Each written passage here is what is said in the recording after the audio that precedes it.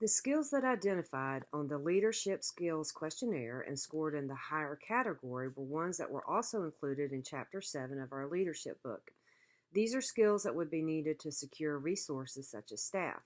A manager or leader has to figure out what the best staffing pattern is and to provide input as needed. In order to secure resources such as staff, a manager has to secure a correct ratio of nurses to patients. A manager also has to look at data that predicts the census. Skills that would be required, which were also the skills that were on the questionnaire and out of the book, include problem solving, knowing how to address problems as they arise, managing people and resources, making strategic plans, and obtaining and allocating resources.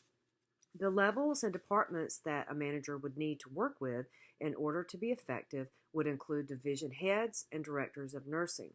This includes evening and night supervisors. A manager would also need to manage the front line or the lower level managers. This includes head nurses and charge nurses. As far as management style, I would prefer the horizontal structure because it is more inclusive. Horizontal management is also known as decentralization. It aims to flatten the hierarchical organization structure and allows a staff nurse to take more initiative and to be more autonomous.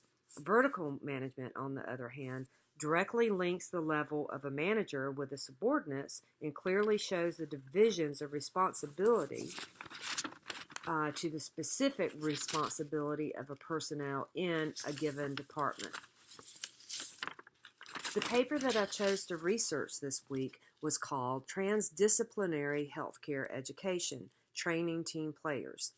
The model of this care integrates clinicians such as physicians, nurses, social workers, physical therapists, PAs, and other healthcare workers to create a team that provides comprehensive preventative primary care.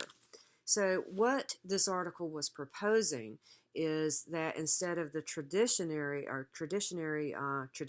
model of care, which has healthcare workers, including physicians as well, have the training only in the hospital setting. What they're proposing is that very early on, even at the student level, nursing students, PAs, that you have these people not only trained in a hospital setting and in a classroom, but you go out into the community with other healthcare workers. And you also get hands-on experience out there. They're also proposing that for residents as well.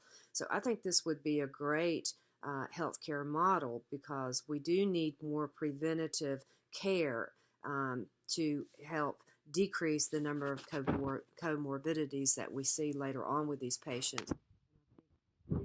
Healthcare workers out in the community setting would be a good way to learn more about preventative care.